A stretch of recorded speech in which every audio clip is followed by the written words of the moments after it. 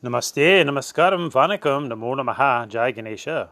Please visit our website at classicalyoga.org, and there is a donate button if you'd like to help us out. Today's podcast, Muni, Seva, silent service. In the Navy, those that go into submarines, this is called the silent service. Let's contemplate this profound principle. In the Hindu yoga dharma, those who remain silent are called Munis. This is the epitome of the true yogi or yogini, the renunciate who has removed themselves from society,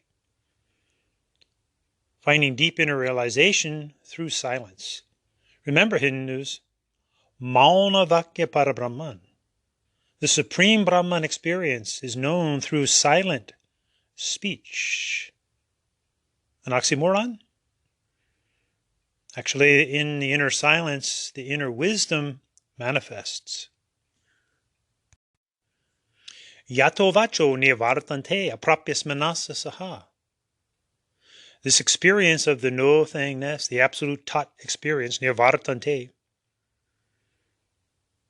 is beyond the mind, beyond speech. The true non-dual experience. Remember, all you Advaita Vedantins out there, want to have a lesson in non-duality? Ready for another one?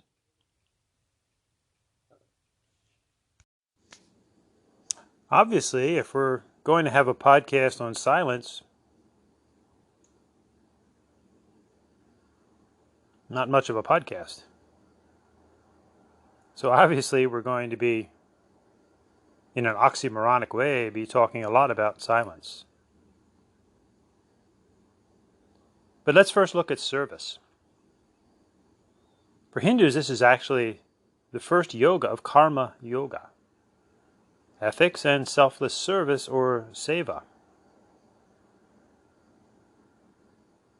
If we look at creation itself, it is serving us, and we are serving it. Service is the very nature of creation itself. Just consider for a moment that the things that we really need in life, not necessarily want, but the necessities are served up to us on a daily basis. What's the first thing we cannot do without? Air. It's essentially free. Water. Of course, we put water through pipes and charge monthly water bills, but it falls freely from the sky. And even in the case of fruits, some vegetables, you can just walk up to an apple tree and take an apple. There's no charge. So the very basics of life are served to us, given freely to us on a daily basis. If creation itself were to stop serving us, this would be the end of the story. Now that's silence. Striving to find a life of balanced service is the open secret.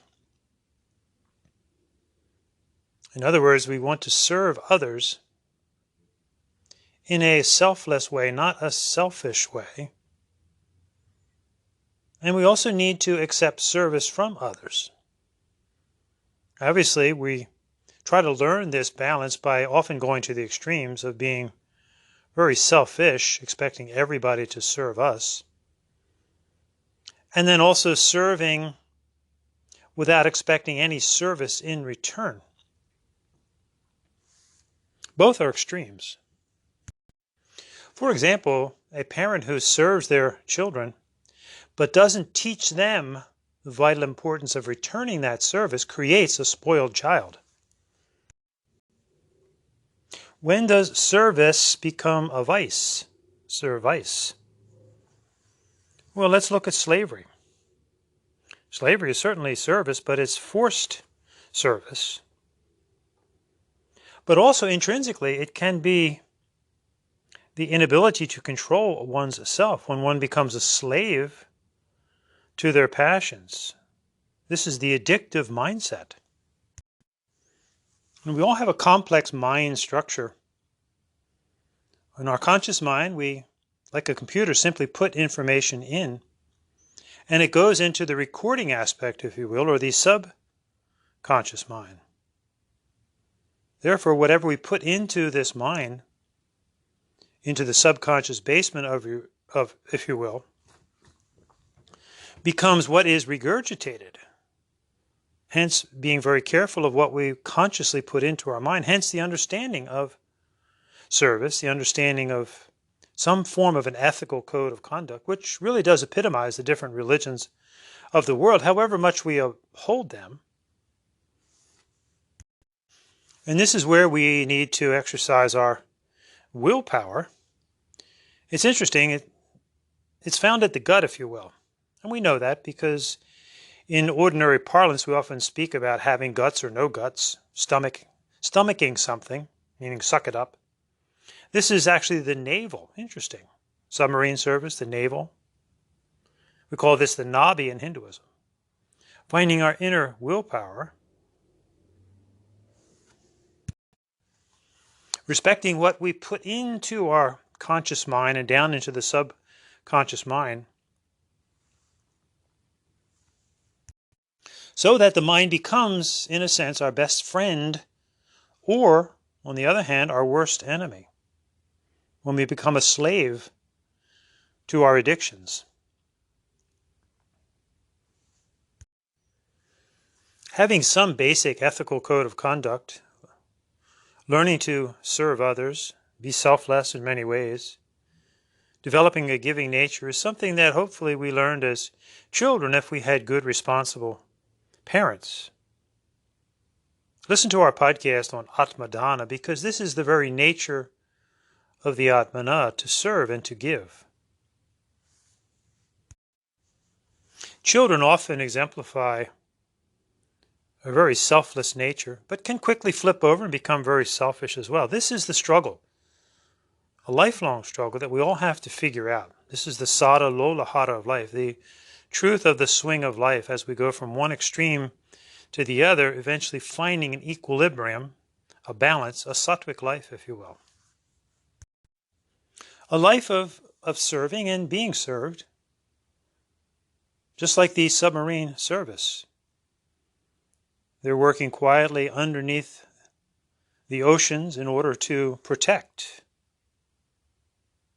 And interestingly, when we look at the ocean, in the Rig Veda, we read, Hindu samudra idyarti vayubhir. Hindu, with the support of the breath, grab a hold of the cosmic ocean within, the samudra.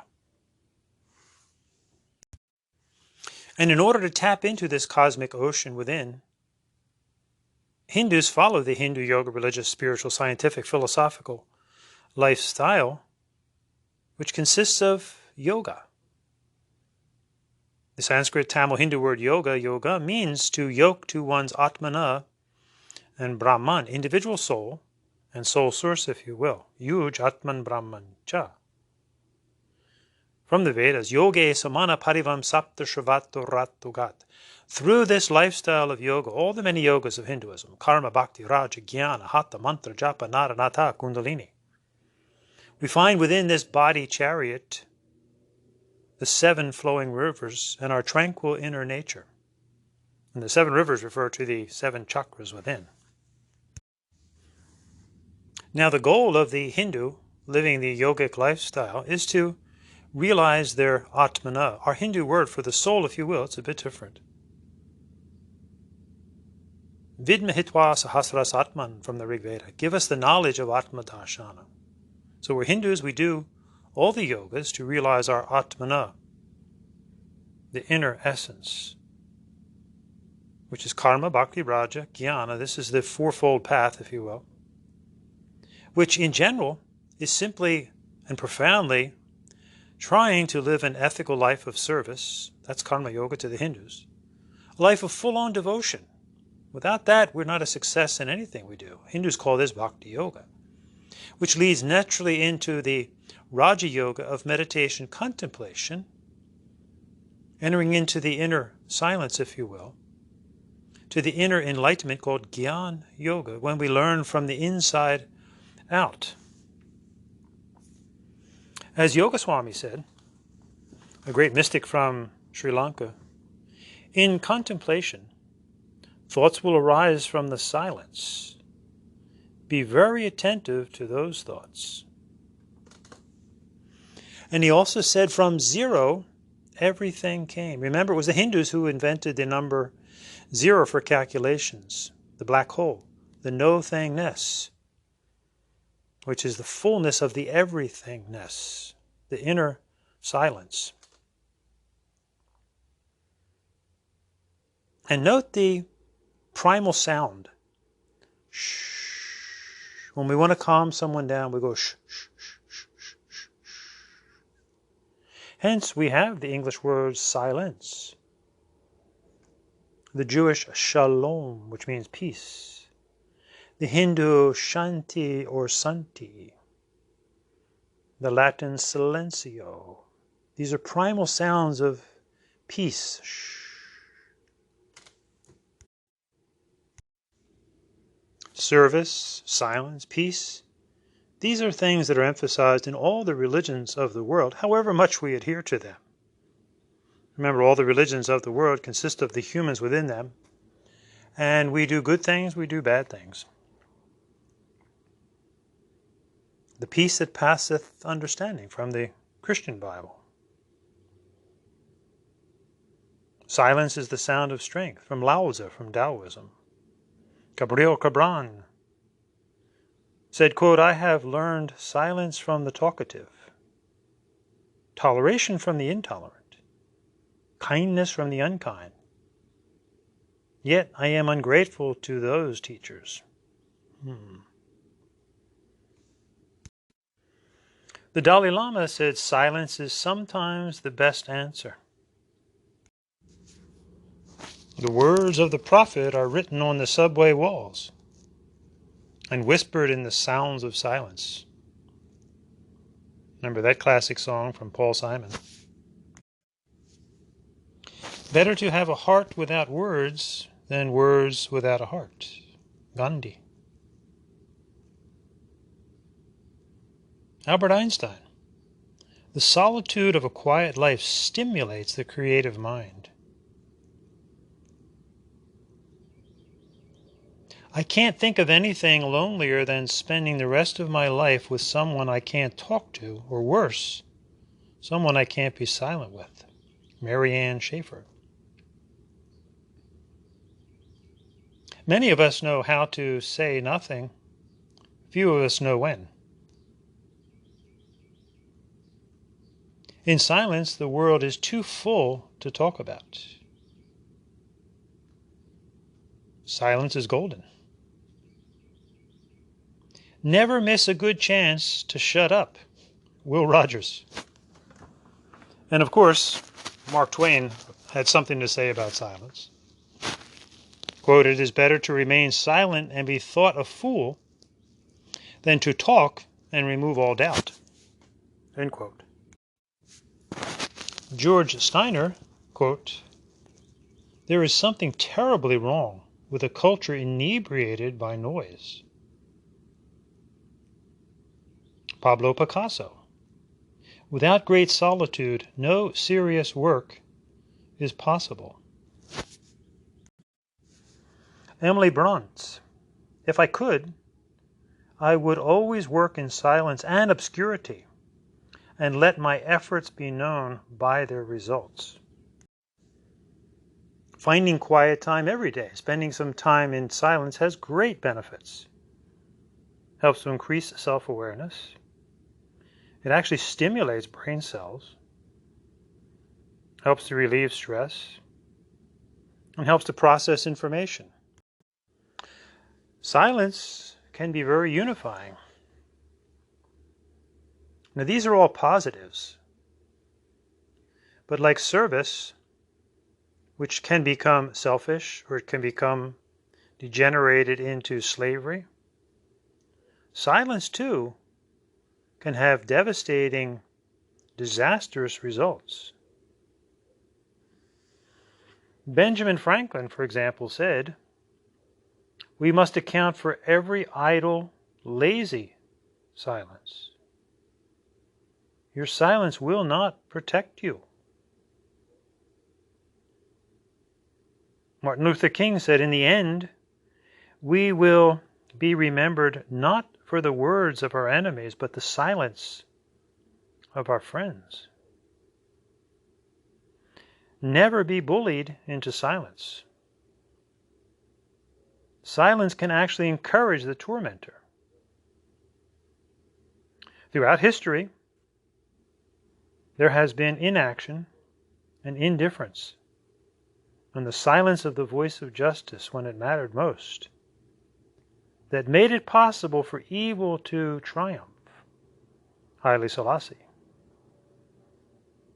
To sin by silence when we should protest makes cowards out of men. In the silent service of the submarine service of the Navy, these are warriors. Hindus call these kshatriyas. These are warriors that are working under the depths of the water, ready to fight, ready to protect. Sadly, in today's world, we have very few kshatriya Hindus. They remain silent when they should be speaking up, protecting, defending the Dharma, rather than keeping quiet when they need to be active, and even worse, capitulating. So, dear Hindus, let's make an acronym out of SUB. Sadhana, Uddiyana, Brahman. Do your Hindu sadhanas. Live your life of karma, bhakti, raja, jnana, hatha, mantra, japa, nada, nata, kundalini. This is your sadhana. And then fly up, Uddiyana, into Brahman. Brahman is not God. Brahman is the neuter term for the greater forces of Sat Chit Ananda, this Jyoti Shakti Ananda Shanti that lies within, that we uncover through a life of karma and bhakti and raja and jnana, outer service and inner service, inner silence, inner peace, peace, peace, shanti, shanti, shanti, which, remember, peace is not merely the absence of conflict, but the presence of justice. Like Murugaskanda, Kartikeya, Krishna, Hanumanji, Durga Ma, find your inner, youthful, loving warrior. Dive deep within to the cosmic ocean within, the Samudra Hindu, Idyarthi Vayubhir. Explore the depths of your Atmana, Atma Darshana Paramodharma, and then come to the surface and live a joyous life, proud to be a Hindu. Remember, I've got a dot on my head, and it's really, really red. It's a bindu because I'm a Hindu, and I am proud to be a Hindu. And I do yoga because it's Hindu. Karma, bhakti, hatha is too. Rajjnana, it's all yoga. It's all Hindu. It's not bogas. Be proud to be a Hindu. Join the submarine service, the silent service, and find the willpower at your navel, at your nabi, to be a loving, compassionate, informed, concerned Hindu. Jai Hindu Yoga Dharma.